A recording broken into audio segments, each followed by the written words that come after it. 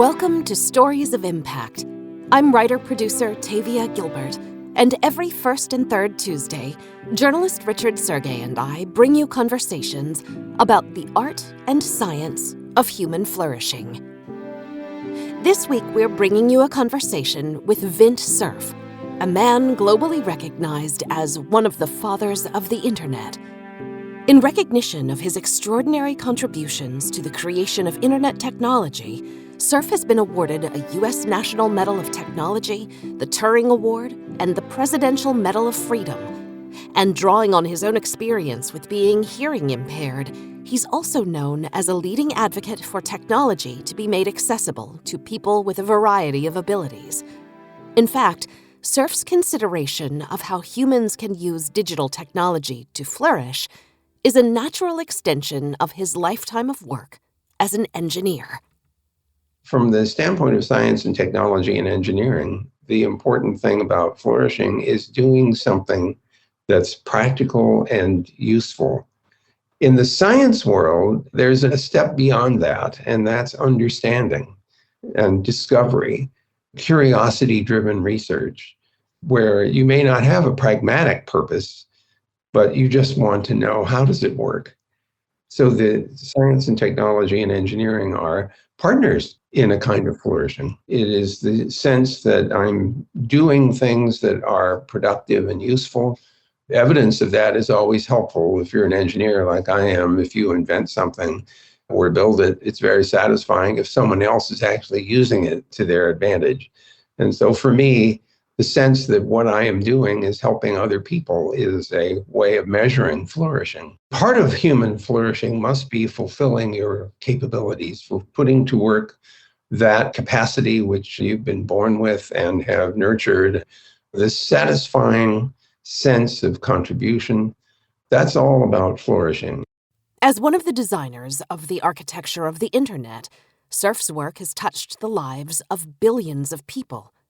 But even with that larger-than-life impact, his point of view about how to create positive change in the world is rooted in one-on-one service.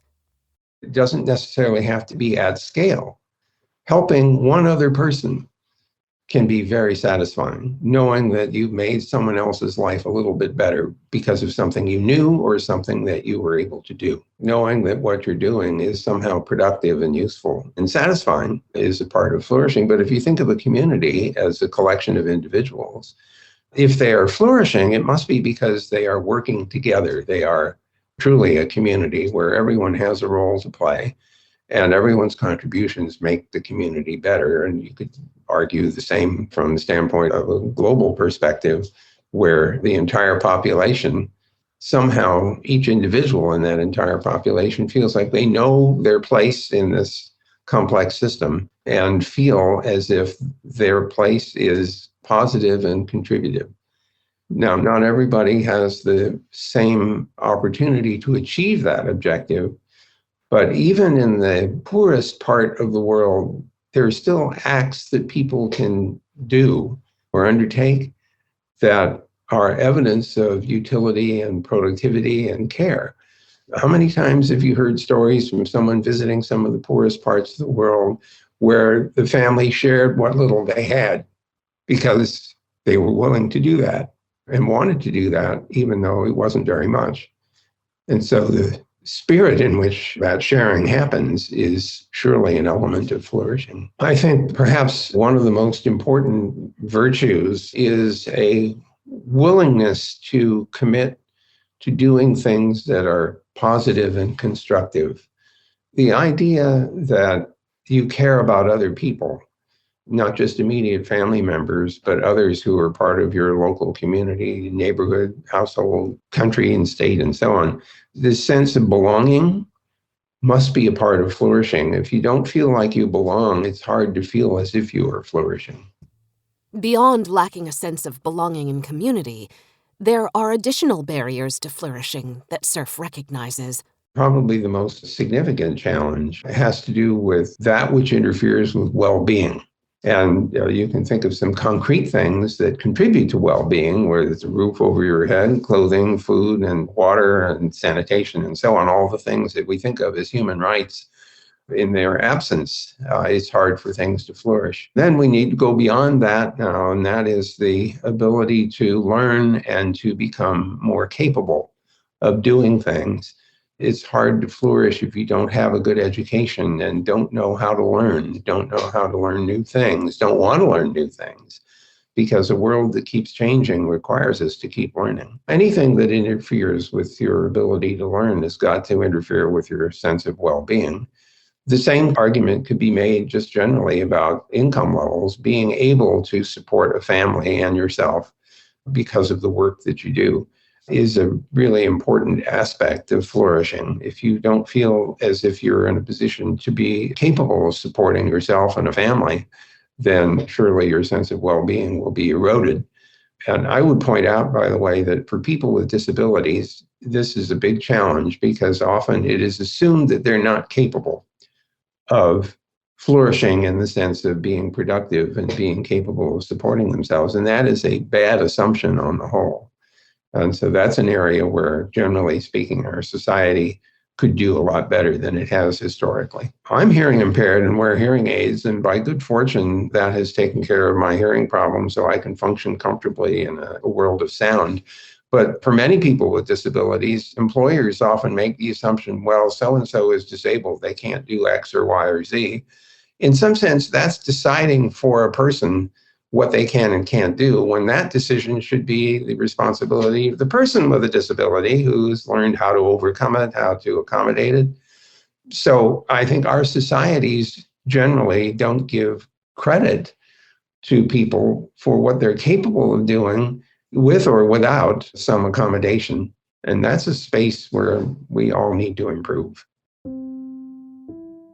Though Cerf points to the power of the internet to remove barriers to communication and to facilitate connection, community, and accommodation, he recognizes that the very technology he co-created has as much potential to harm humans as it does to benefit them. I would argue that the opportunity to harness computer power and to affect collaboration among people is extremely powerful and has already demonstrated an enormous potential. Modeling analytical tools that help us understand the dynamics of complex systems, to say nothing of things like machine learning and artificial intelligence. All of these have turned out to be incredibly powerful tools, solving problems that we could not solve before, often in timeframes that are measurable in seconds or less. So I see the technologies of the internet and computing as being enormously productive.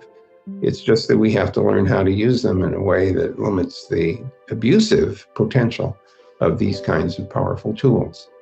And again, Cerf identifies education as the key to how we can successfully navigate a constantly changing digital world and limit its potential harms. I am a big fan, of course, of the idea that the internet is an empowering tool. It lets us do things that we could not do on our own.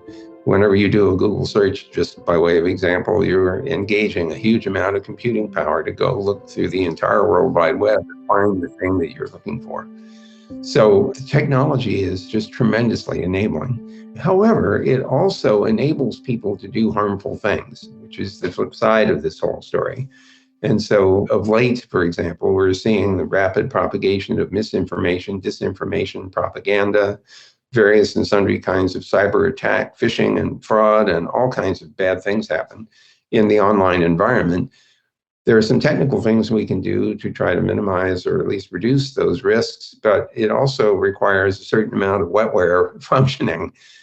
Just like you teach kids to look both ways before you cross the street, you need to teach people how to be safe in the online environment.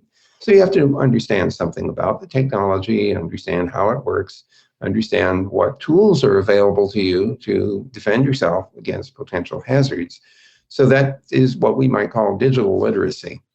And we should be teaching people early on how to accomplish and achieve that. We should also be teaching people how to think critically about what they see and hear. And we should apply that to virtually everything that we see and hear. It takes work to do that, but it produces a better outcome than simply running down some conspiracy theory and following the crowd. Cerf never anticipated that such a practical tool as internet communication would someday become weaponized, moving it far from its promise to help humans flourish and toward destructive ends. There can't be much doubt that the invention of the internet, on top of which was added the World Wide Web, has produced an information universe which renders information more accessible now than it ever has been in human history. Of course, the problem here is that everyone can contribute, which is wonderful. The trouble is that not everyone's information quality is equal. And in fact, some people are deliberately contributing polluting information, if you like. So now we have the problem of distinguishing good quality from bad quality information. Hopefully, the tools that allow us to discover information will also allow us to filter that information in order to discover that which is useful and beneficial, as opposed to discovering misinformation that will literally mislead us. So internet deserves some visibility there, but it's its application that's the important question. How do I use it in order to achieve benefit? There were hints of the social utility of the internet, mostly coming in the 1970s with distribution lists and email. We could see the kind of social engagement that the distribution lists offered. But with the arrival of social media and the feedback loops that the social media generated, the reward system that was invented by these companies led to more extreme behavior, in my opinion. So, how many likes do I get for saying something? Well, the more extreme things that you say, the more people you may attract, because extremism tends to attract attention. So we need to learn a lot more about the dynamics of social networking. We need to learn from psychologists and anthropologists, sociologists, and maybe even neurologists. And I don't think the companies that make these products have as deep a knowledge and understanding about how they affect human behavior. And that's an area which deserves more attention. Does Cerf remain hopeful that humans have the potential to become wiser stewards of digital technology? I do remain optimistic, although from time to time I do worry that we may blow ourselves off the planet before we have figured out how to be a constructive and flourishing society. Despite the trend toward harmful manipulation of digital technology, Cerf still believes that we can create a culture that maximizes its positive aspects and minimizes its negative impacts. I believe humans are teachable. Some of this is survival psychology. When we are confronted with an existential problem, theoretically, we pay attention. I must admit to you that we've not paid enough attention to global warming and the side effects of all that. We need to do something about that. Our solution to the potential of nuclear war was mutually assured destruction, which is surely one of the most cockamamie ideas imaginable, as opposed to simply getting rid of the nuclear weapons entirely. But getting there is hard. All of these kinds of things have a politics of their own. And figuring out how to create incentives to get the right outcomes is, of course, exactly the kind of creative challenge that statesmen and other leaders have to exhibit. So I'm still very positive that all of the technology that we keep developing has a potential and positive role to play, even though we're going to have to do everything we can to keep those same technologies from being used in ways that are harmful. Machine learning has turned out to be a really powerful but sometimes brittle tool. So it's important to understand that it doesn't always work. It's very good at discovering correlations, but it also learns bias if it doesn't have adequate training materials.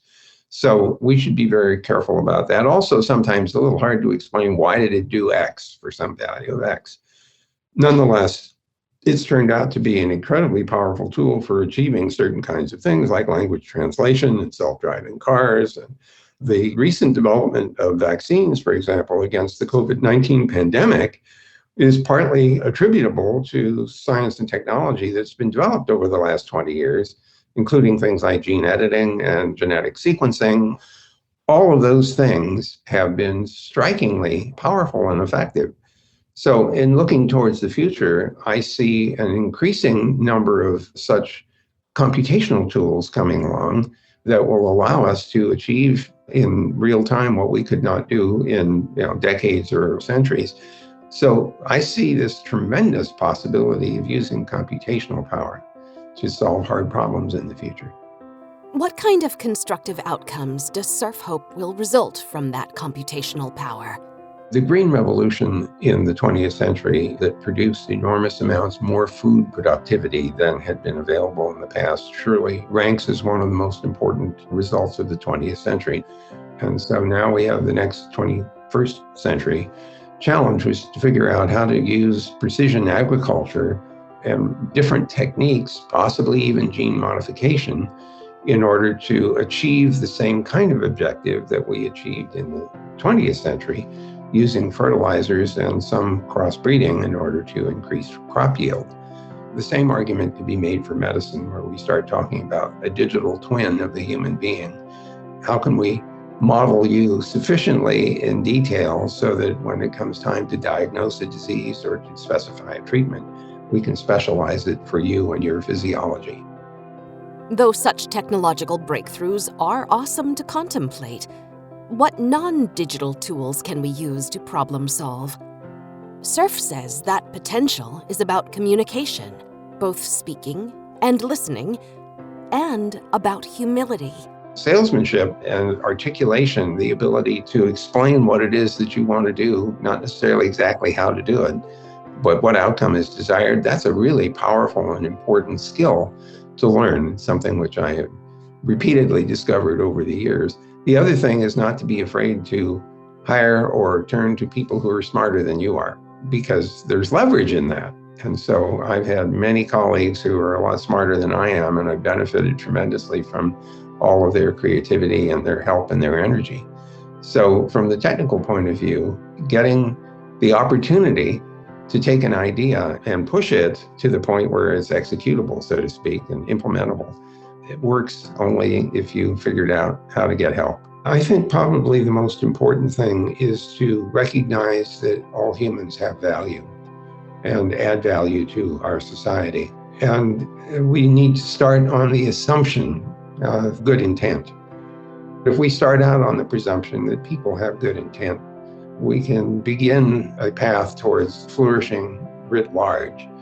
And we just have to be prepared for the possibility that someone will demonstrate that they don't have good intent. And at that point, you have to put them into the category of avoid at all, at all costs.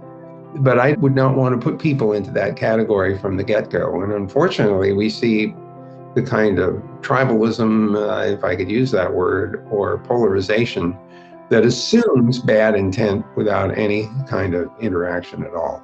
And that's a sad observation about current society. Communication is essential for a society to flourish.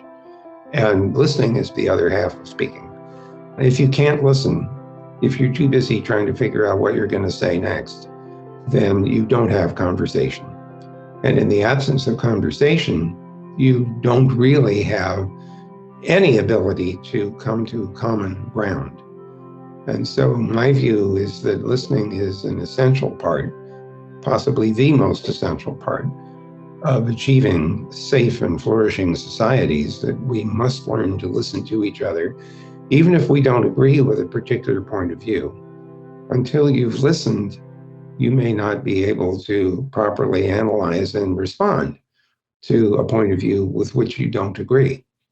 And so here we are. We must learn to listen to each other. We'll be back in 2 weeks for a conversation with another leader whose focus is on human flourishing, when we hear from Angela Duckworth, UPenn Professor of Psychology and founder and CEO of Character Lab. Here's a preview. We ought not romanticize adversity.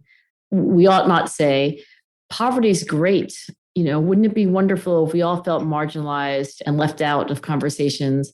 But adversity of all kinds is part of life. And if we don't have an attitude toward adversity that says, there's something that I will learn from this experience, even if I don't wish it upon myself or others, I know that it's part of life to have things happen that I don't want to happen. I think a full life says you take your good days and your bad days, and you try to make something honorable out of both of those. If you appreciate listening to the Stories of Impact podcast, please follow the podcast and rate and review us. You can find us on Twitter, Instagram, and Facebook, and at storiesofimpact.org. This has been the Stories of Impact podcast with Richard Sergey and Tavia Gilbert. Written and produced by Talkbox Productions and Tavia Gilbert, with associate producer Katie Flood. Music by Alexander Filipiak. Mix and master by Kayla Elrod. Executive producer Michelle Cobb. The Stories of Impact podcast is generously supported by Templeton World Charity Foundation.